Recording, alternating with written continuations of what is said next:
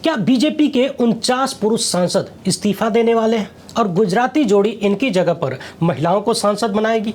पिछले कुछ दिनों से महिलाओं को आरक्षण देने के नाम पर पूरा भाजपाई सिस्टम जिस तरीके से बिलख रहा है, रोना धोना मचा रहा है, उसे देखकर तो यही लगता है कि कभी भी बीजेपी 49 पुरुष सांसदों का इस्तीफा ले सकती है। जी हाँ, अगर दुनिया में कभी टोपीबाजी करने का कंपटीशन हुआ और ये कंपटीशन राजनीतिक दलों का हुआ तो भारतीय जनता पार्टी सच में विश्व रिकॉर्ड बनाएगी और गोल्डन ट्रॉफी से भी ऊपर वाला खिताब जीत के लाएगी। बीजेपी के तमाम नेताओं ने पिछले कुछ घंटों में भारत की आधी आबादी को जिस तरह से टोपी पहनाने का प्रयास किया है वो कल्पना से भी परे है। और इतना ही नहीं, इस टोपीबाजी में भारत की मीडिया ने जैसा साथ दिया है वो भी अपने आप में एकदम विश्व रिकॉर्ड ही है। दुनिया में अगर मीडिया के फ्रॉड का कंपटीशन कभी हो जाए तो भारत का गोदी मीडिया टॉप पर होगा।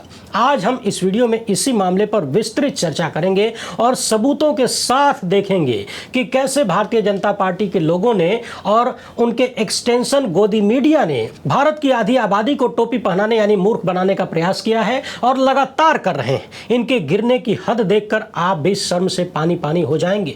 सफेद झूठ वाली बात भी हल्की लगने लगेगी। पिछले 24 घंटे में भाजपा नेताओं और गोदी मीडिया ने जो किया है वो बेशर्मी की हर पराकाष्ठा को पार करने वाली चीज है। इसी बीच कुछ ऐसे में मीडिया संस्थान हैं जो सच सामने रख रहे हैं, उनको भी देखेंगे। मुझे लगता है साल 2026 का भाजपा और गोदी मीडिया का ये सबसे खतरनाक और बेशर्म मिशन था जिसके लिए इन सब ने न जाने जनता के टैक्स के पैसे का कितना अरब रुपया डकार लिया होगा, क्योंकि सफेद झूठ कोई मुफ्त में नहीं बोल पाता है। वीडियो में जितना आगे बढ़ते जाएंगे भाजपा के झूठ और फरेब का सिस्टम स्पष्ट होता जाएगा, इसलिए आखिर तक देखिएगा। पहली बार है तो चैनल को सब्सक्राइब करके घंटी बजा दीजिए टन से। हर वीडियो को लाइक और शेयर करना आपकी जिम्मेदारी है। इसके अलावा आप जानते हैं कि हम किसी धन्ना सेठ या राजनीतिक दल के दम पर चलते नहीं, तभी खुलकर आपके मुद्दों पर बात हो पाती है। हमारा काम पसंद आता हो तो इस QR कोड या अपने मोबाइल नंबर का प्रयोग करते हुए जो भी हो सके आर्थिक सहयोग भेजने का प्रयास जरूर करें। बहुत बहुत धन्यवाद। सबसे पहले सच को जान लीजिए। आपके स्क्रीन पर जो डॉक्यूमेंट दिख रहा है ये संविधान के 128वें संशोधन से संबंधित है। इसे 20 सितंबर 2023 को लोकसभा से और 21 सितंबर 2023 को राज्यसभा से पास किया गया। ये वही महिला आरक्षण बिल है जिसके तहत देश की लोकसभा और विधानसभाओं में महिलाओं को 33% आरक्षण देने की बात कही गई। 20 और 21 सितंबर 2023 को संसद के दोनों सदनों से यह बिल पास हुआ और समझने वाली बात यह भी है कि उस समय लोकसभा में कुल 456 सांसद मौजूद थे, यानी 456 लोगों ने वोट किया।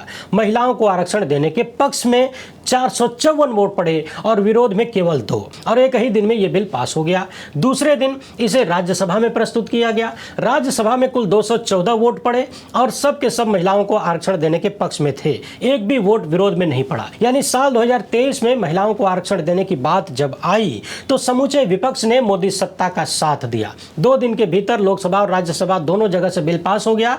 आपके सामने जो डॉक्यूमेंट दिख रहे हैं ये सब भारत सरकार के डॉक्यूमेंट हैं। अब ये दूसरा वाला देखिए, 28 सितंबर 2023 को राष्ट्रपति ने इसे मंजूरी भी दे दिया और ये कानून बन गया। लेकिन समझने वाली बात यह है कि कानून तो बन गया, लागू नहीं हो पाया, क्योंकि मोदी सरकार ने बड़ी चालाकी से कुछ शर्तें इसमें जोड़ रखा था।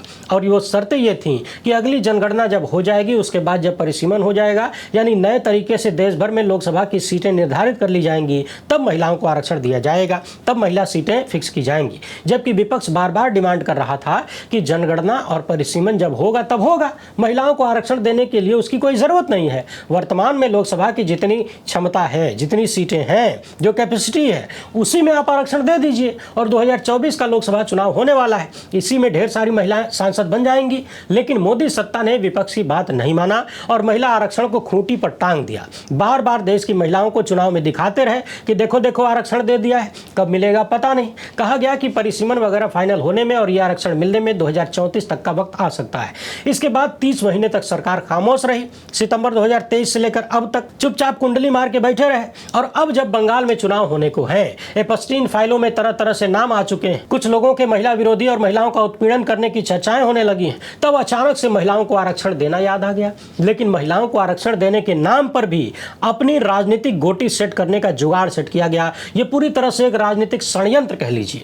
पहले इन्होंने कहा कि जनगणना होगी, परिसीमन होगा, तब महिला आरक्षण दे पाएंगे और 30 महीने बाद याद आता है कि हमें जल्दी से महिलाओं को आरक्षण देना है, इसलिए जनगणना का इंतजार नहीं कर सकते, खटाक से परिसीमन कर लेते हैं। अब समझने वाली बात यह है कि भारत में आखिरी जनगणना 2011 में हुई थी और पिछले 16 साल में बहुत सारी चीजें बदल गई हैं। तो बिना नई जनगणना के आप परिसीमन किस हिसाब से करेंगे? और आप तो जानते हैं, बार बार आरोप यह लगता है कि मोदी सत्ता जिन राज्यों में अपनी जीत की गोटी सेट कर चुकी है, जहां पर इन्हें समर्थन मिलता है, इनका प्रयास यह है कि वहां पर ज्यादा सीटें कर दी जाएं और जहां जनता नहीं पूछती है वहां कम कर दी जाए, यानी उन राज्यों का राजनीतिक महत्व कम कर दिया जाए। इस मामले में बहुत सारे सवाल हैं, बहुत सारे विवाद हैं, बहुत सारे आरोप हैं। साउथ इंडिया कभी भी इस तरह की चीजों को बर्दाश्त नहीं करता। जबरदस्त विरोध हो रहा था क्योंकि उन लोगों ने जागरूकता दिखाई, कम बच्चे पैदा किए। और उत्तर भारत तो आप जानते ही हैं, यदि जनसंख्या के हिसाब से ही सब कुछ होगा तो मामला बिगड़ सकता है। बहुत सारी चीजों को ध्यान में रखना होगा। तो जल्दबाजी किस बात की है? कोई भी राज्य अपनी राजनीतिक हैसियत कम होते हुए देखना नहीं चाहेगा। यानी महिला आरक्षण के नाम पर मोदी सत्ता ने सोचा था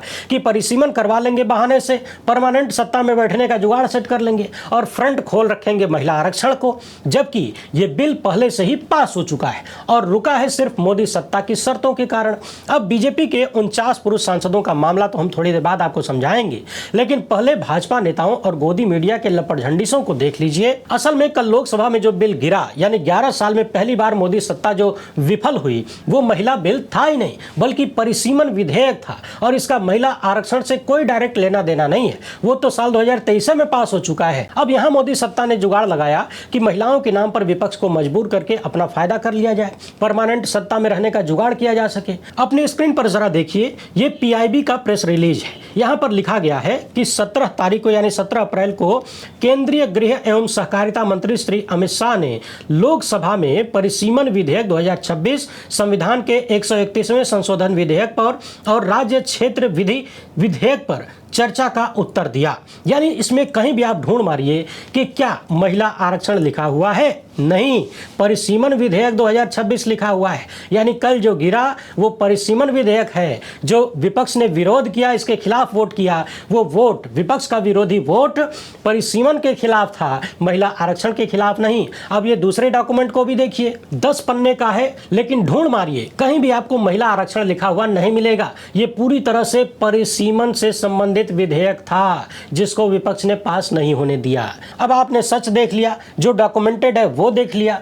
अब देखिए कि झूठ कैसे फैलाया जा रहा है। भारत के गृह मंत्री अमित शाह का ट्वीट, इन्होंने बार बार विपक्ष को कोसने का काम किया। कह रहे हैं कि विपक्ष ने बिल को पास नहीं होने दिया, भारत की 70 करोड़ महिलाओं को धोखा दे दिया और धोखे का जश्न मनाया, तरह तरह की बातें। मगर इसमें इन्होंने एक बार भी ये जिक्र नहीं किया कि ये बिल परिसीमन वाला था। महिला आरक्षण तो पहले ही पास हो चुका है। और एक बार भी नहीं बताया कि मोदी सरकार की वजह से महिलाओं को आरक्षण अब तक नहीं मिल पाया है। ऐसी शर्तें न लगाते तो 2 साल यानी 2.5 साल पहले ही महिला आरक्षण मिल चुका होता।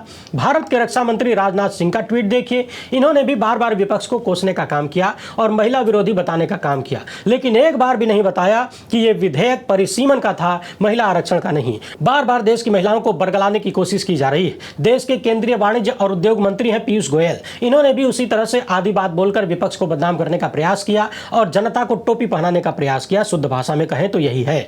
देश की वित्त मंत्री है निर्मला सीतारमण, इन्होंने भी सीधे सीधे विपक्ष पर महिलाओं के आरक्षण का विरोध करने का आरोप लगाया, जो कि झूठ है। संसदीय मंत्री किरण रिजिजू ने भी आधी बात बोलते हुए देश को बरगलाने का काम किया और जिसकी आशंका पहले से थी, जो मैंने पहले दिन कहा था कि बीजेपी चित भी मेरी पट भी मेरी अंटा मेरे बाप का वाला खेल करना चाहती है। इन्हें मालूम है कि परिसीमन का समर्थन विपक्ष नहीं करेगा, इसलिए महिलाओं के नाम पर तांडव करेंगे और जब विपक्ष विरोध करेगा तो कहेंगे कि देखो देखो महिलाओं का विरोध कर रहे हैं। देश भर में कई जगह भाजपा की महिलाएं इस बात का विरोध कर रही हैं कि विपक्ष ने साथ क्यों नहीं दिया। शायद इन महिलाओं को भी बिल्कुल भी मालूम नहीं है, रत्ती भर भी ज्ञान नहीं है इस बात का कि उनके बड़े बड़े नेता किस तरीके से इन्हें भी टोपी पहना रहे हैं। क्योंकि यदि मालूम होता तो ये सबसे पहले अपने ही नेताओं से, उन्हीं मोदी साहब से पूछती, उनके खिलाफ सड़क पर उतरती और कहती कि जब आरक्षण हमें 2023 में ही दे दिया जा सकता था तो आपने शर्तें लगाकर रोका क्यों। इस तरह से बीजेपी के तमाम बड़े नेताओं ने आधी अधूरी बात देश के सामने रखा और जो अन्य लोग हैं उन्होंने तो सारी हदें पार कर दिया। जो छुटभैया नेता है और प्रधानमंत्री 18 तारीख को यानी आज की तारीख में रात में 8:30 बजे देश को संबोधित करने आ रहे हैं। देखिएगा वो भी यही झूठ फैलाएंगे और आधी अधूरी जानकारी देकर विपक्ष को कोसने का काम करेंगे। लेकिन हमने जो डॉक्यूमेंट्स आपको दिखाया है वो संसद का है, सरकार का है, सब कुछ साफ सुथरा है, कहीं कोई इधर उधर नहीं है। इसलिए उनका स्क्रीनशॉट लेकर रखिए और जितने भी अंधभक्त मिले उनको दिखा दीजिए।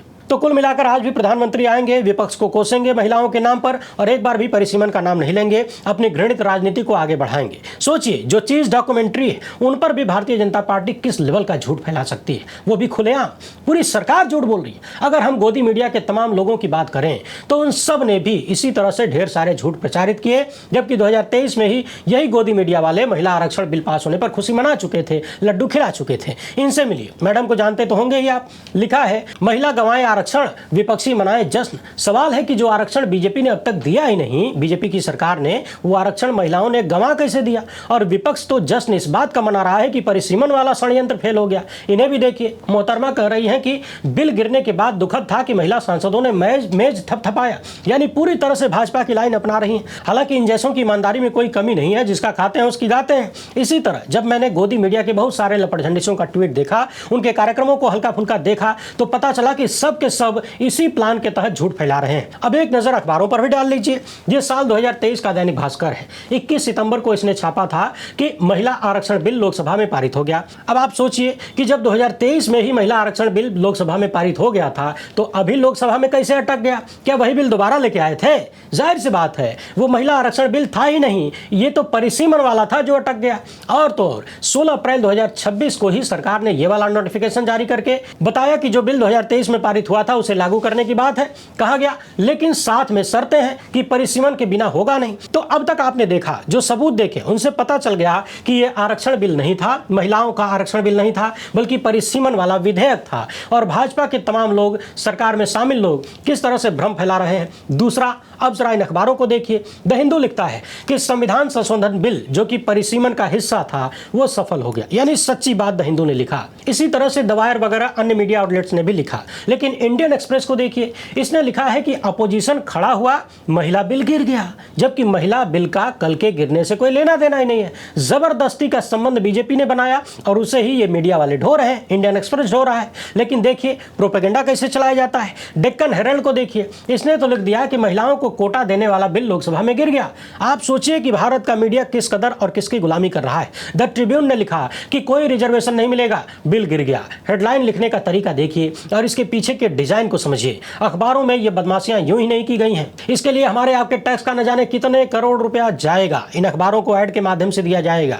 हिंदी के भी कुछ अखबारों को देख लीजिए। दैनिक जागरण ने लिख दिया कि विपक्ष के अड़ंगा से गिरा महिला आरक्षण संबंधी बिल, यानी महिला आरक्षण संबंधी लिखने के लिए इनके पास स्याही थी, सीधे सीधे एक शब्द परिसीमन लिखने के लिए हैसियत नहीं थी। यह है दैनिक जागरण। जनसत्ता ने भी सीधे सीधे लिख दिया है कि महिला आरक्षण विधेयक गिर गया, इसने भी परिसीमन विधेयक लिखने की हिम्मत नहीं जुटाया। दैनिक भास्कर का देखिए, इसने लिखा है नारी आरक्षण 2019 से तो नहीं मिलेगा।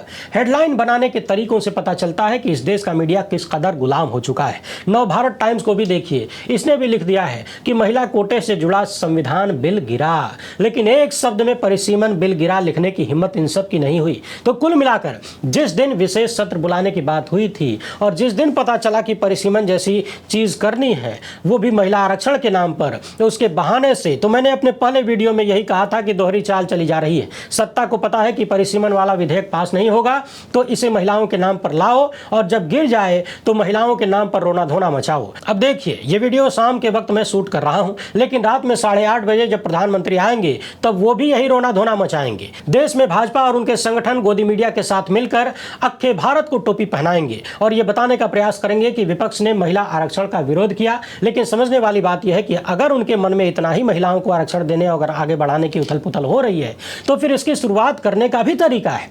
साल 2023 में जो कानून बना महिला आरक्षण वाला, उसमें संशोधन करिए और जो शर्तें लगाया है जनगणना वाला प्लस परिसीमन वाला, उसको हटाकर जो वर्तमान संसद की क्षमता है उसी में महिला आरक्षण दे दीजिए। तब देखिए कि क्या कोई विपक्ष विरोध करता है। और सवाल यह भी नहीं है, उसमें संशोधन करने की भी जरूरत नहीं है। आप तो पहले अपनी पार्टी में 33% आरक्षण दे लीजिए ना, उसके लिए तो किसी कानून की जरूरत है नहीं। सवाल है कि क्या गुजराती जोड़ी की सरकार अपनी शर्तों को हटाएगी संशोधन के माध्यम से, और सबसे पहले शुरुआत अपनी ही पार्टी से करेंगे प्रधानमंत्री मोदी। आप जरा अपनी स्क्रीन पर देखिए, इस समय लोकसभा में भारतीय जनता पार्टी के 240 सांसद हैं, जिनमें से मात्र 31 महिला सांसद हैं, यानी 13% है, जबकि 33% आरक्षण देना है। सवाल है कि यदि आप इतने ही महिला हितैषी हैं तो अपने टिकट बंटवारे में ही महिलाओं को 33% टिकट क्यों नहीं दे दिया, या फिर उसके बाद भी प्रयास करते कि आपकी पार्टी में ज्यादा से ज्यादा महिला सांसद हों। मात्र 13% से भी कम महिला सांसद आपके पास क्यों है? कांग्रेस के भी पास 13% महिला सांसद है, आपसे ज्यादा ही है, जबकि टीएमसी टॉप पर है। यदि अनुपात देखा जाए तो टीएमसी 38% महिला सांसद रखती है। समाजवादी पार्टी भी 13.5% है, डीएमके भी उतनी ही है लगभग। जनता दल यूनाइटेड 16% से ज्यादा है। लोक जनशक्ति पार्टी 40% है, लेकिन उनके कुल 5 सांसद हैं और उनमें से 2 महिलाएं हैं, यानी टॉप पर टीएमसी है। अब सवाल यह है कि अगर सच में प्रधानमंत्री मोदी संसद में महिलाओं को 33% आरक्षण देना चाहते हैं तो क्या वो पुराने महिला आरक्षण बिल में संशोधन करके शर्तों को हटाएंगे और अपनी पार्टी के 49 पुरुष सांसदों का इस्तीफा लेंगे और उनकी जगह महिलाओं को चुनाव लड़ाएंगे, सांसद बनाएंगे? और बीजेपी को अपनी पार्टी में महिलाओं की संख्या बढ़ाने के लिए इस संशोधन की भी जरूरत नहीं है। आज ही चाहे तो अपने सांसदों को, पुरुष सांसदों को इस्तीफा दिलवाकर फिर से महिलाओं को चुनाव लड़ा सकते हैं। क्या ऐसा करेंगे? और फिर इसके बाद विपक्ष से कहें कि चलो हम संशोधन कर रहे हैं, आप भी महिलाओं की संख्या बढ़ाइए। इसके बाद अगर आप रोना धोना मचाते तो समझ में आता, देश भर में हो हल्ला करते तो भी समझ में आता। तो समझने वाली बात यह है कि आप शुरुआत तो करिए। अच्छा, एक महत्वपूर्ण बात यह भी है, देश का विपक्ष तमाम मुद्दों पर सरकार को नहीं घेर पा रहा है और सरकार झूठे मुद्दे पैदा करके विपक्ष को उल्टे घेर ले रही है। प्रोपेगेंडा और मशीनरी का लेवल देखिए। 33% के हिसाब से अभी संसद में कम से कम 181 महिला सांसद होनी चाहिए, लेकिन केवल 74 है, यानी 13% है। होनी चाहिए 33। तो सवाल ये बिल्कुल है ही नहीं कि विपक्ष ने महिला आरक्षण को रोक दिया।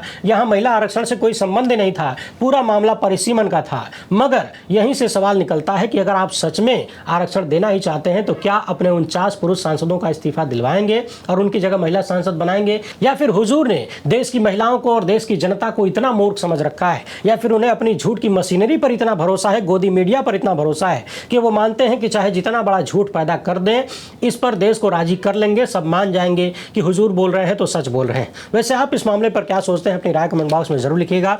वीडियो पसंद आए तो ज्यादा से ज्यादा लोगों तक पहुंचाएं। पहली बार है तो चैनल को सब्सक्राइब कर लीजिए। हमसे जुड़ने के लिए बहुत बहुत धन्यवाद। जय हिंद।